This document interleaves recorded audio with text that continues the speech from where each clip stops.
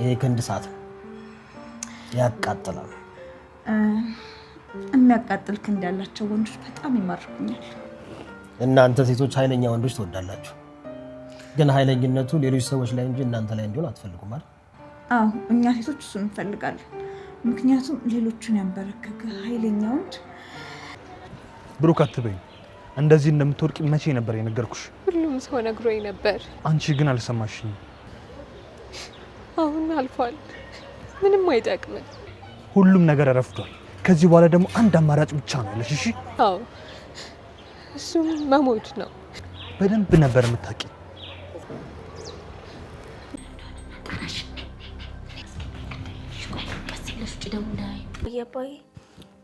አቤት ምሳሌ፣ ምን ፈለግሽ? አሞህ ነው? አላመመኝም፣ ደህና። ቅድስትዬ እንዳለች ይቅርታ ይቅርታ ብላለች። ለምን ሆነ ይቅርታ? ስላስከፋሁህ በጣም ይቅርታ ብላለች።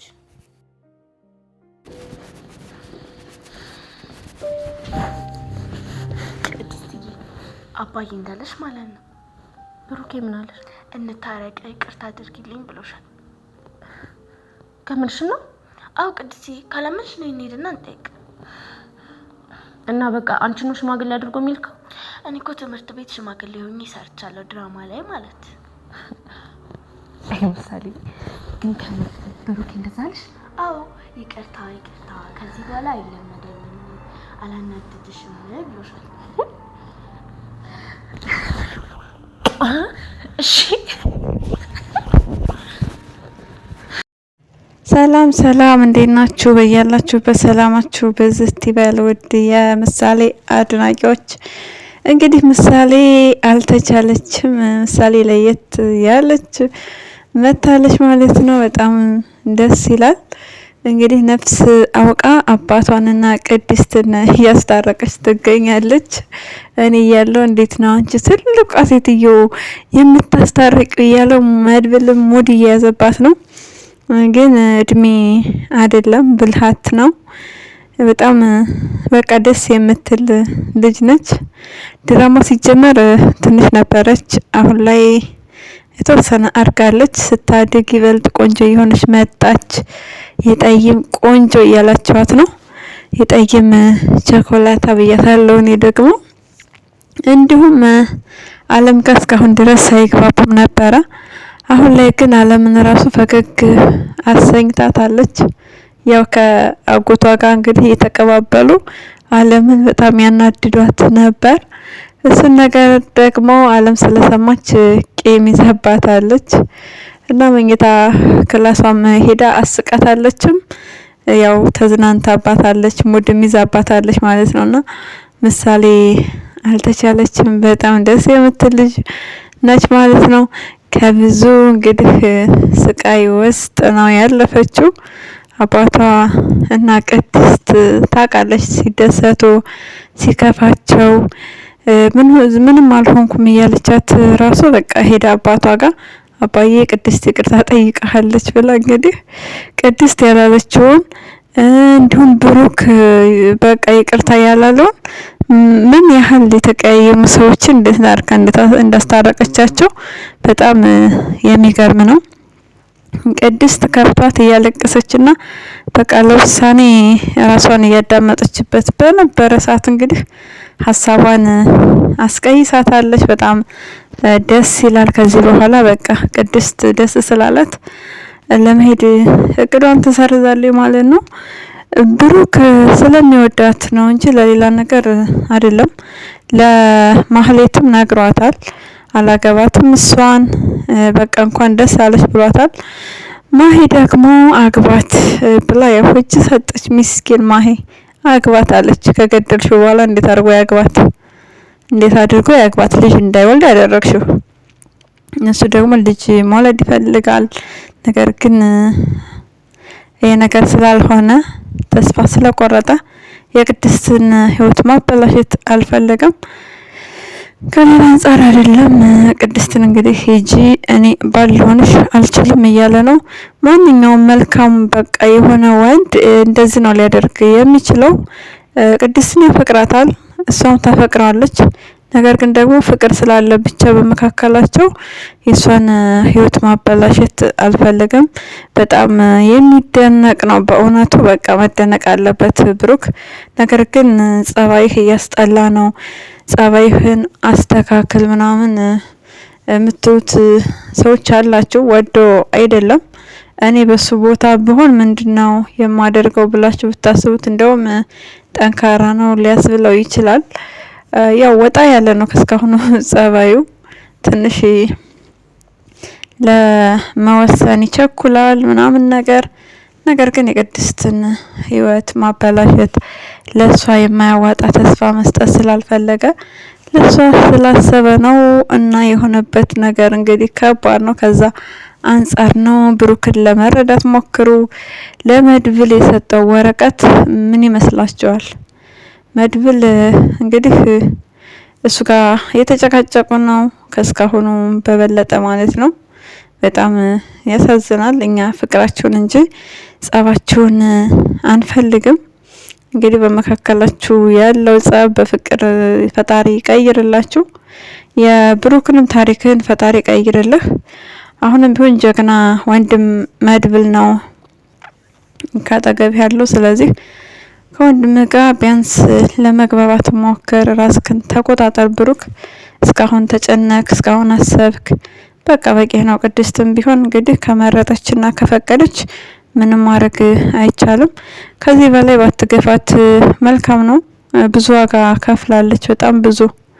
ስለዚህ የእሷን ውለታ በዚህ መልኩ ባትመልስ መልካም ነው። እናውቃለን ለእሷ ብለህ እንደሆነ። ነገር ግን ደግሞ እሷ ከወደደች፣ እሷ ከፈቀደች፣ እሷ ካመነችበት በቃ ከዚህ በላይ መግፋት ተገቢ አይደለም።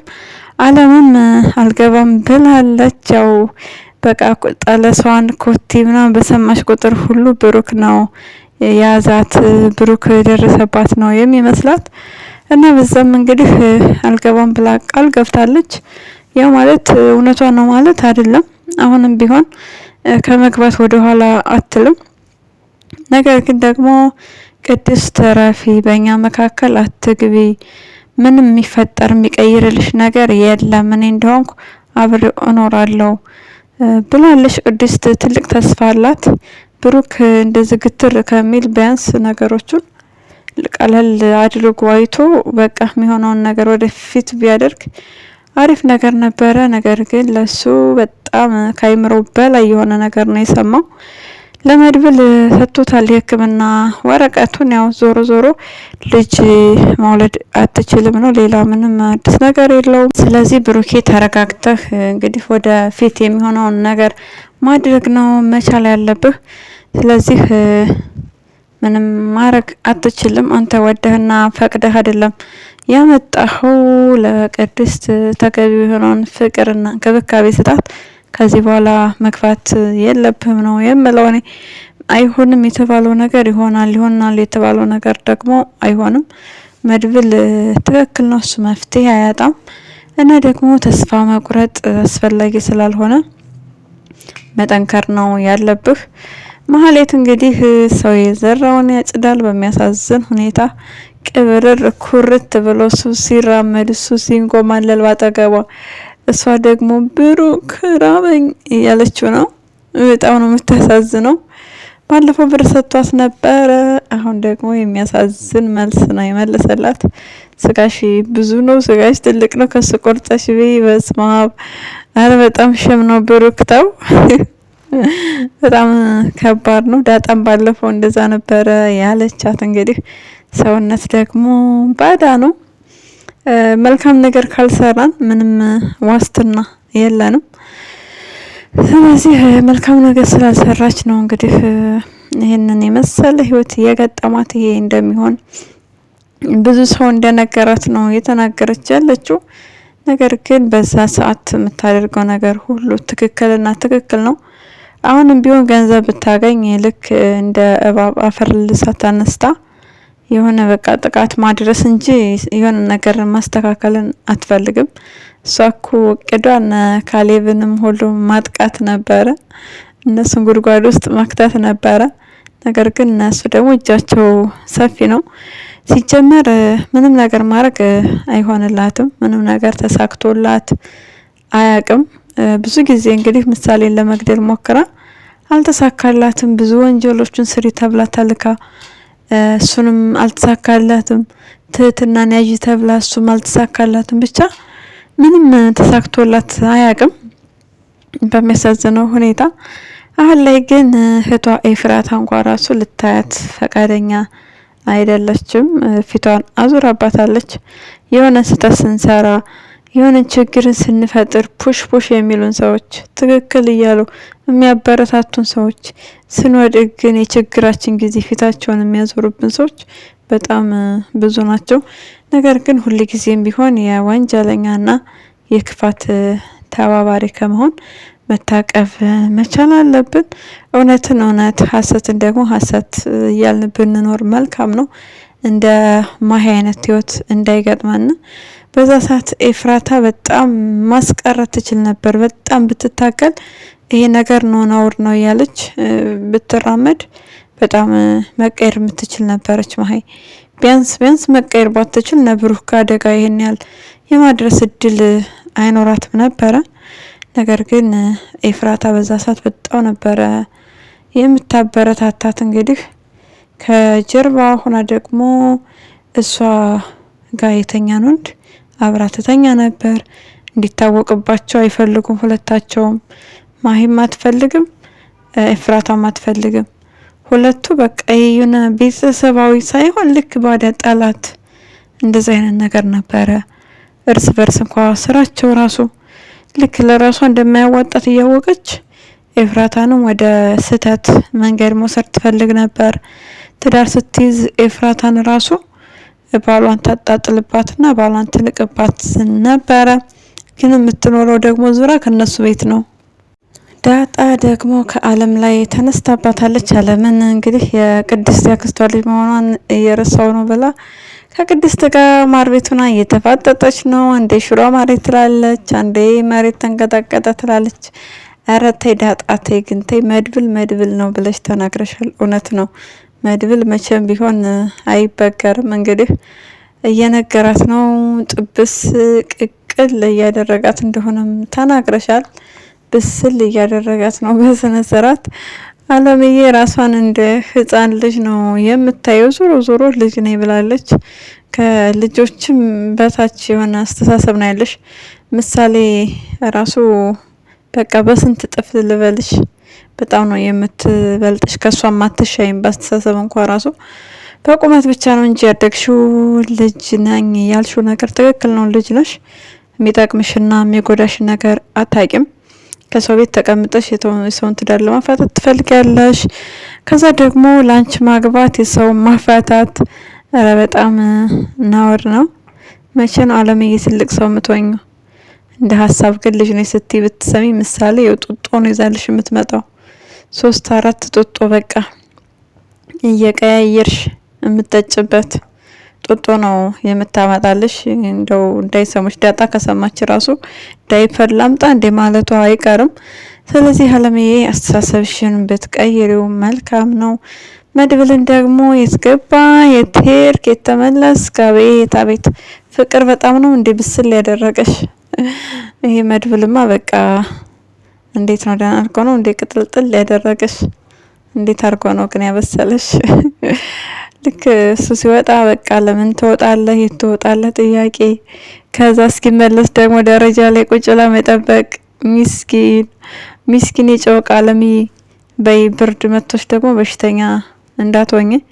መድብል እንደሆነ እንግዲህ እያበሰለሽ ነው። ስራውን ይቀጥላል። ከወንድሞ ራስ ላይ እስካልወረድሽ ድረስ ዋጋሽን ይሰጥሻል።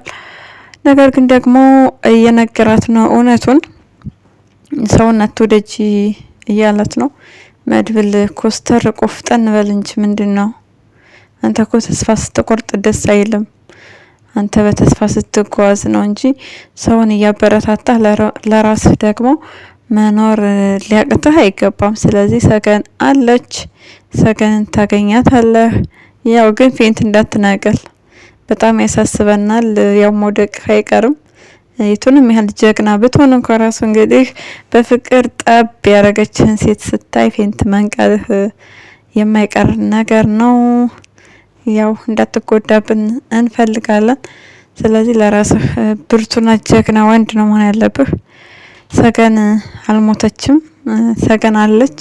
እንዴት እንዳላወክ እንግዲህ ይህን ሁሉ ጀግንነት ይዘህ ሰገን እንዳልሞተች እንዴት እንዳላወክ መጨረሻ ላይ የምናውቀው ይሆናል።